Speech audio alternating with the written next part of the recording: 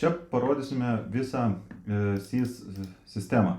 Tai kaip jau matėt per Keycloak video, tai galim prisijungti per Keycloak arba per Entra. Per Entra tai jungiatės jau jūs, APA darbuotojai, o aš prisijungsiu su savo vidiniu vartotoju, tai per Keycloak prisijungimą. Taip, ir prisijungus iš karto atsidaro prietaisų skydas, bet apie jį šiek tiek vėliau. Tai pirmiausia, gal pradedam nuo profilio, tuomet šitą mygtuką paspaudus matosi, kad kad esu prisijungęs aš, kokios yra mano grupės, tai aš savo visas prisidėjęs, kad viską galėčiau matyti, atėjus į profilį taip pat. Čia ką aš galiu padaryti, tai tik tais pasikeisti savo elektroninį paštą. Čia gal svarbu paminėti, kad šituo elektroniniu paštu siūsis informaciniai laiškai iš SISO sistemos. Tada čia prie užduočių matom, kokios yra aktualios užduotis ir ką man reikia daryti. Pavyzdžiui, pateikti rizikos vertinimą, kita pateikti rizikos vertinimą ir taip toliau. Čia matom visą užduočių sąrašą, yra atskiras punktas. Čia pavyzdžiui, tikrinti riziką, man šiuo atveju reikia pateikti rizikos vertinimą. Čia visas realiai užduočių sąrašas. Tada galim pradėti nuo rizikų. Tai ateinam į riziką ir jeigu turim teisę, tai mes galim pildyti riziką, galim peržiūrėti visą rizikų sąrašą. Tai aš galiu pabandyti užpildyti. Aš jau esu pradėjęs pildyti kažkokią riziką, turiu išsaugotą juodraštį, tai man jau čia reikšmės yra sukritusios. Tai taip pat aš galiu tą juodraštį anuliuoti. Ir taip, ką mes čia dar turim, čia gal keisim į kažką kitą, save prisidėsiu, kad laiškai nenueitų. Čia pat irgi galim pasirinkti. Taigi užpildę tą visą formą, pateikiam riziką, dar kažko trūksta. Taip pat irgi paspaudus mygtuką, kaip matot, jeigu kažkas yra formai negerai, tai iš karto pasimato validacijos klaidos.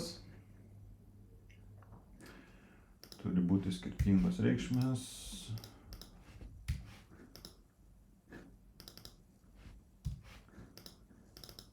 Čia taip tada. Va. Ir pateikiam. Taip, duomenys pateikti sėkmingai ir matau, kad pateikiau aš riziką, vykdytojas yra nustatytas nustatymuose, kas yra rizikos koordinatorius, tam rizikos koordinatoriui keliauja visus pateiktos rizikos, kurias tas koordinatorius turės patikrinti. Tai šiuo atveju ką aš galiu daryti užėjęs į tą pateiktą riziką, tai galiu keisti savininką, irgi pagal tam tikras rolės nustatytas savininkų sąrašas, keisti vykdytoją, kopijuoti riziką. Ką kopijuoti daro, tai realiai jeigu paspaudžiu kopijuoti, tai iš karto susikuria kitas juodraštis su būtent tais pačiais užpildytais rizikos laukais. Tai čia yra ta, kurią pateikiau, čia sukūrė naujas juodraštis kopijavimo metu. Ir dabar aš pasikeisiu vykdytoją tiesiog į save, kad galėčiau atlikti vykdymą tos rizikos. Tai kaip yra pakeistas vykdytojas, man atsiranda vykdyti mygtukas, jį paspaudus, aš matau visą rizikos informaciją, ją peržiūrėjęs, aš galiu arba grąžinti tikslinti tam vartotojui, kuris pateikia, arba patvirtinti. Tai šiuo atveju rašau kažkokį komentarą, patvirtinu. Ir tada matau, kad rizika yra aktyvi. Užėjęs aš į riziką, aš galiu šiuo atveju galiu iš karto pildyti rizikos vertinimą, tiek ir tarpinį, ir tas, kuris yra nustatomas pagal tam tikrą laikotarpį. Tai jo formos realiai yra abidvi visiškai vienodos. Jeigu aš ateisiu rizikos vertinimo formą, tai dauguma laukų sukrenta iš pačios rizikos. Man tik tai užpildyti lieka kažkokius tai kitus laukus čia, kurie yra privalomi. Aš juos užpildau. Ir pateikiu vertinimą. Dabar su rizikos vertinimais, aš matau, kad vėlgi rizikos vertinimas yra pateiktas, nueinu į rizikos vertinimą ir lygiai taip pat galiu keisti savininką, keisti vykdytoją. Tai jeigu vėl aš pasikeisiu vykdytojų save, aš galėsiu vykdyti ir čia jau analogiškai tokia pati realiai forma. Tai paspaudžiam, tarkim, patvirtint ir rizikos vertinimas yra patvirtintas.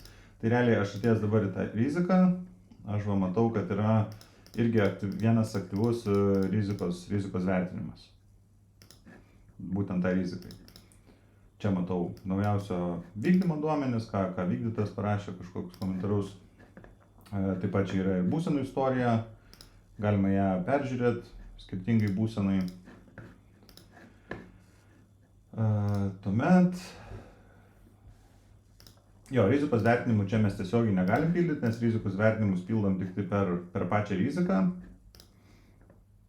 Iš rizikų turbūt būtų tiek, tada jeigu eiti į priemonių stebėsenos skiltį, yra prognozavimas, čia per prognozę, tai jeigu mes spaudžiam skaičiuoti, mums užsikrauna formą ir, pavyzdžiui, čia yra neprivalomas laukas pasirinkti esamą kvietimą.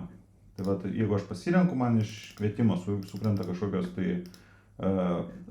tiesiog duomenys. Pradžios data, pabaigos, ten kažkoks biudžetas sukrenta ir aš suvedęs čia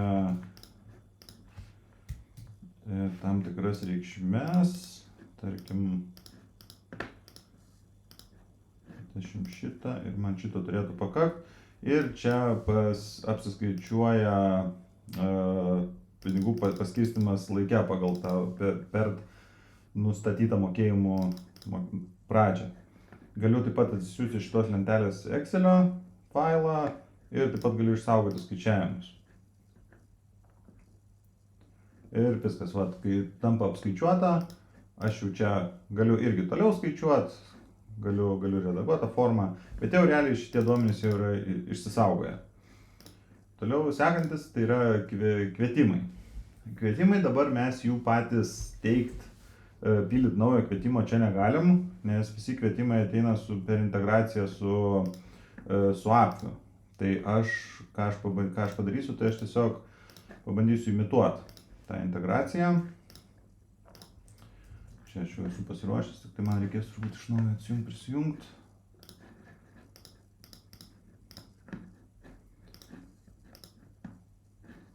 Taip. Tai realiai aš suimitavau Appio užklausą į SIS-ą ir matau, kad man susikūrė kvietimas. Tai kvietimui čia procesas labai panašus su kvietimu, tai aš irgi matau, duomenys sukrito irgi iš Appio ir aš galiu daryti, anuliuoti, galiu keisti savininką, pildyti. Tai jeigu paspausiu pildyti, tai man vėlgi užsikraus pildymo formą, aš galėsiu suvesti trūkstamus duomenis.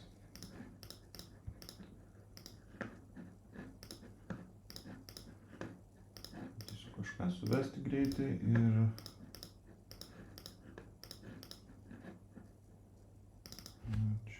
validacija.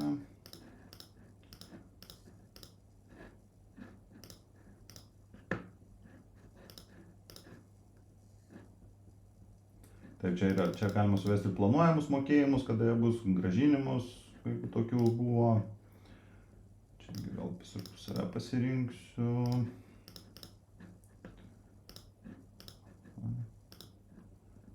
Šitaip, tada skyrius. Tada rizikos identifikatoriai, tai čia sukrenta iš rizikų. Ir mes tuomet galim bandyti pateikti. Tai vėlgi pateikiu kvietimą. Kvietimo vykdytojas yra imamas iš lauko, kuris yra atsakingas skyriaus vadovas, tai aš čia save prisiskyriau. ir aš jau automatiškai pats galiu tą kvietimą ir vykdyti. Čia užsikrauna analogišką formą kaip ir rizikose, tai tarkim, jeigu aš jį patvirtinu, jisai tampa įvykdytas. Įvykdyto šiuo atveju, nes čia pagal kvietimo datas yra nustatomos būsenos. Tai va, jo, tai iš kvietimų realiai tiek, o projektai yra labai panašiai, tik tai, kad vėlgi integracija vyksta irgi per API viskas. Tai kaip iš API yra gaunami projektų duomenys, tai jie yra būtent priskiriami kažkokiam tai kvietimui. Va, pavyzdžiui, turim kvietimą 441 ir šitą 441 pažiūrėsim, tai mes taip pat matysim, kad čia vat yra keli projektai su juo susiję. Tada prie kvietimų taip pat yra rodikliai. Gal šitas blogas pavyzdys. Va šitam mano kvietimui aš persiunčiau va kelis rodiklius, kurie atėjo iš API, mes jų redaguoti negalim. Čia su jais nieko daryti negalim, jie yra automatiškai iš API atėję ir mes kol kas jų koreguoti šitame etape negalim. Tai ką mes galim padaryti, susivesti kažkokį tai savo kvietimą, bet gal dar vertėtų paminėti, kad rodiklių nustatymuose mes turim tokius dalykus, kad apskaičiuoti šias du reikšmes. Va čia kas mums yra aktualu. Galbūt tai yra kintamieji. Gal aš atsidarysiu tos kvietimus kitam lange. Nueisiu į rodiklį ir pavyzdžiui, aš norėsiu įvesti kažkokį rodiklį su pavadinimu, tarkim, test rodiklis.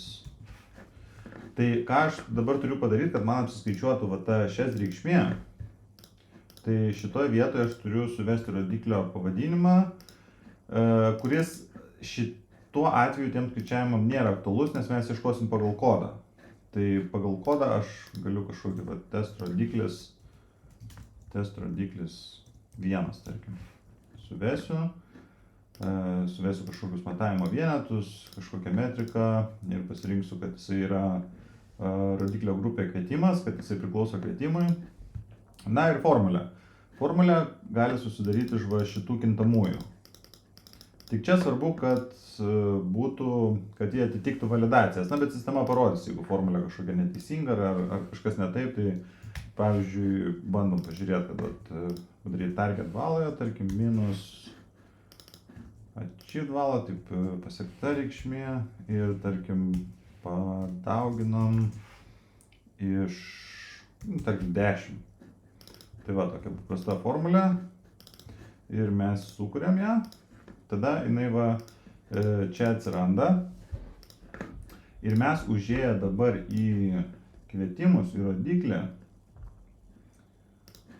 rodiklių skiltį, mes įvedus šitą kodą, mums iš karto automatiškai pasiskaičiuos tas šias. Bet mes, kadangi dar neturim siektinos reikšmės, yra 0, tai mes, pavyzdžiui, įvesim 100. Ne? Ir kadangi nėra dar pasiektos, mes nieko neatimam, tai jisai kart 10 ir jau gaunasi 1000. Bet mes, jeigu įvesim, tarkim, čia 20, ne, tai bus 80, gausim skirtumą 80 ir padauginsim iš 10 bus 800. Tai va, čia pavadinimą kažkokį irgi galim įvesti. Išsaugom duomenis ir viskas, mes tą rodiklį jau turim išsaugotą ir jisai čia lieka. Taip pat yra duomenų redagavimo istorija visa kaupiama rodikliuose. Ir dar apie rodiklius iš projekto, tai yra realiai lygiai tas pats, yra gaunamų rodiklių iš API mes koreguoti negalim, savo pridėtus rodiklius visus koreguoti jau galim. Tai va, tai šitos skilties turbūt būtų kol kas tiek. Tada jeigu eiti veiklos stebėseną, tai čia informacija sukrenta iš amplono. Čia tiesiog yra atvaizduojamas sąrašas, ką mes pasiėmam iš amplono ir kas čia yra saugojama.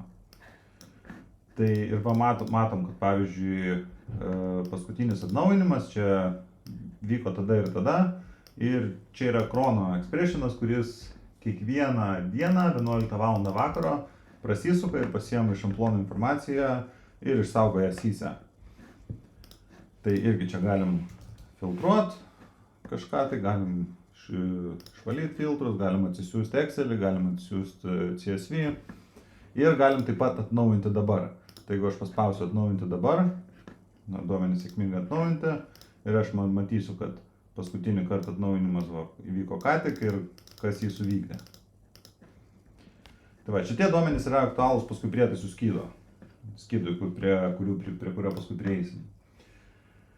Dabar ataskaitų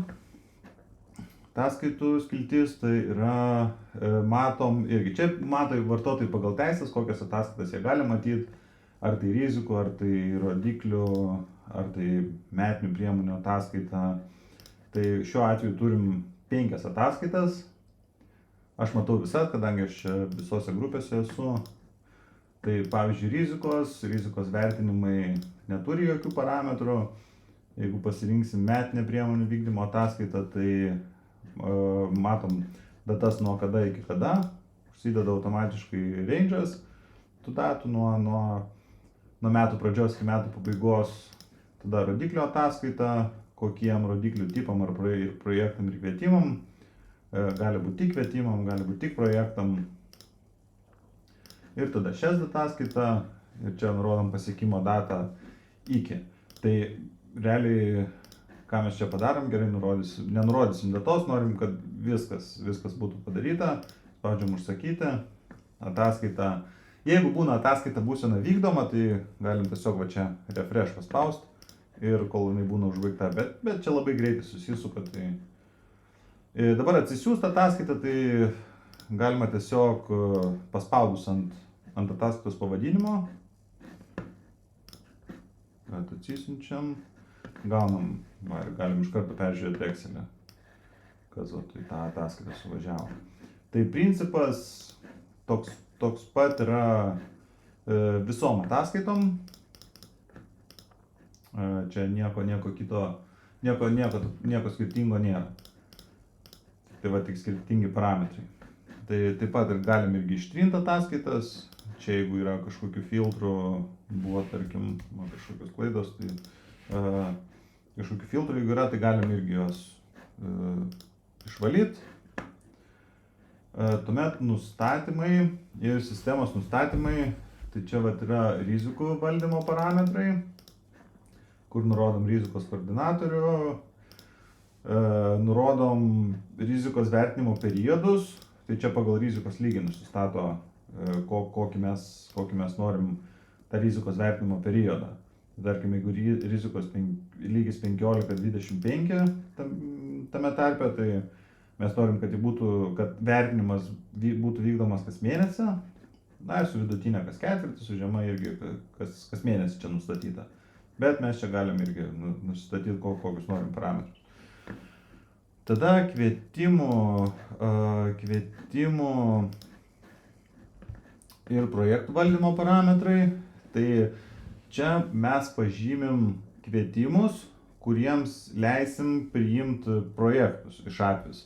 Jeigu, pavyzdžiui, APIS siūs šitam kvietimui kažkokius tai projektus bandys siūs, tai jisai gaus klaidą, kad projektai šiam kvietimui nėra primami. Tai mes jį turim pažymėti, norint, kad iš API per API gautume projektus. Na ir čia yra Amplon parametrai. Amplono parametrai tiesiog URL ir tokenas, kurį duoda už Amploną atsakingi asmenys. Tai čia matom taip pat, kad raktas turi galiojimo datą ir galioja iki 26 gruodžio 1. Jeigu aš, pavyzdžiui, bandysiu įvesti kažką blogo, čia tai matysiu, kad yra neteisingas formatas to rakto ir mums reikia būtinai teisingojo. Taip, tuomet rodiklių nustatymus mes jau kalbėjom, galim tuomet grįžti prie prietaisų skydo. Ir prie prietaisų skydo pirmiausia, tai matom veiklos stebėsenos rodiklio apžvalgą. Čia vėlgi yra įvairius parametrai, pagal kuriuos galime išsifiltruoti. Čia irgi keičiasi automatiškai pasirinkus kažką. keičiasi tie pasiekti, vykdomi KPI. Čia galim pasižiūrėti irgi punktus, kurie išvardinti prie raudono pasiskirstimo. Tuomet čia yra prioritetinės sritis. Jos, čia visi tie duomenys yra imami iš veiklos stebėsenos, iš Amplono duomenų. Čia yra suagreguojami šituose dviejose elementuose. Toliau turim top 10 rizikų pagal rizikos lygį ir rizikų pasiskirstimo žemėlapį. Užvedus pelę, tarkim, ant šito matom, kad yra 3 rizikos. Šitoje diagramoje ties poveikiu 3 ir tikimybė 1. Matom, kad yra ir geltonų, ir raudonų rizikų. Taip pat galim čia paspaudus iš karto nueisim į rizikos peržiūrą tam tikros. Tada čia, jeigu norim į visą sąrašą, iš karto patenkam rizikų. Tai va, toliau yra priemonių įgyvendintos skirto finansavimo panaudojimo stebėsena. Tai čia yra tas PERT prognozavimas. Tai vėlgi keičiant datas, keičiasi ir skaičiai, parodomos sumos. Čia turim priemonių suvestinę, tai čia yra iš kvietimų paimami duomenys, tai priemonės sritis, kiek kvietimų skaičius, koks atitinka tą priemonę, tada išmokėtų lėšų suma ir čia tiesiog skaičiai, kiek yra suplanuota kvietimų, kiek vykdoma, kiek nesuplanuota ir kiek įvykdyta. Tuomet čia taip pat turim kvietimų suvestinę pagal būsenas, tai vykdomų įvykdyta, va šiuo atveju 2, 3 ir kvietimų numatoma lėšų suma. Ir čia vėlgi kiekviena lentelė turi iš viso eilutę, kur visi duomenys yra susumuojami. Taip, čia išmokėtų sumų diagramą, tai vėlgi jeigu keisim filtrus, matysim irgi, kad keičiasi ir sumos atitinkamai. Čia tuomet suagreguoti duomenys pagal finansavimo šaltinį, principas toks pat ir parodo sumas. Tuomet čia turim aplinkos ministerijos lėšų naudojimas, tai čia vėlgi jeigu pakeisim kažkokį tai filtrą, irgi matysim kažkokių daugiau, tada skaičiavimai, kiek yra sąmatos, vykdymas, grąžinimai, planas, tarpinis planas, tiesiog pagal formulės yra apskaičiuojamos sumos ir procentai. Na ir paskutinis elementas tai rodiklio. Čia rodiklius mes atvaizduojam visus. Tik čia yra apskaičiuotas šest, pasiekta reikšmė, reikšmė iki projekto, reikšmė po projekto. Čia yra atvaizduojama iš visų kvietimų jau, bet mes taip pat galim irgi atsifiltruoti pagal rodiklių pasiekimo datą, pagal rodiklio pavadinimą, tik tai visi yra multiple, pagal priemonės kažkokias tai. Tai va, iš skydo turbūt būtų irgi tiek. Atrodo, nieko nepraleidau. Turbūt, kad viskas būtų.